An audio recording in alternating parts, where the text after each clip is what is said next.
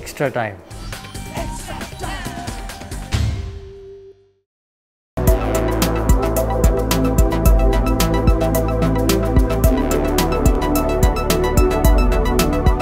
মিষ্টি কথা বাংলার নতুন মিষ্টি।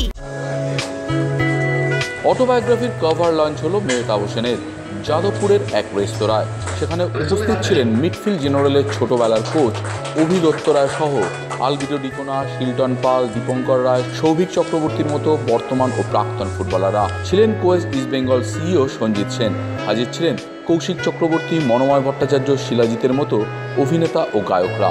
এনারা প্রত্যেকেই ফুটবলার মেহতাব হোসেনের পাশাপাশি মানুষ মেহতাব হোসেনকেও তুলে ধরলেন কভার লঞ্চে। আমার কোনো কিছু হলেই বা ওর যদি কোনো কিছু হয় আমরা একসাথে থাকবো ব্যস্ততার মধ্যে। এবং আমার জানতে ইচ্ছে করেছিল মেহতাব কীরকম, ওর বড় কীভাবে হচ্ছে, ছোট থেকে কী করে ও বড় হলো। এইরকম একটা হার্ট একটা মানুষের হওয়া মানে তার পেছনটা একটু জানা খুব কৌতূহল।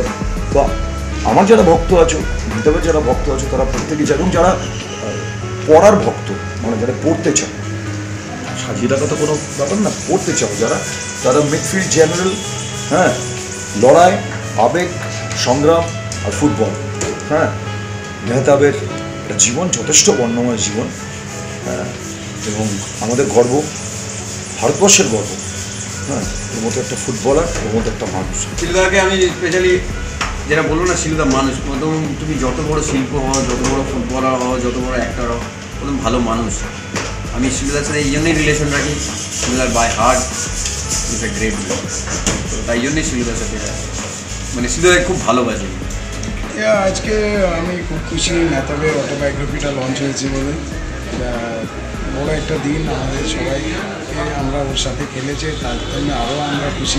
প্রচণ্ড ডেডিকেশন না থাকলে এতদিন ধরে কোনো মানুষ এত সাকসেসফুলভাবে খেলতে পারে না। সো আমি মানে উইশ করবো যে এই বইটা সবাই যাতে পড়ুক। এই যে সংগ্রাম মেহতাবদার জীবনে দেখিয়েছে এই বইয়ের মাধ্যমে বা লিখেছে, সেটা সবাই পড়ুক, সবাই আরও ইন্সপায়ার হবে। আমরা আশা করবো ইন ফিউচার মেহতাবদার মতো আরও ইন্ডিয়ান ফুটবলে আরও প্লেয়ার আসবে।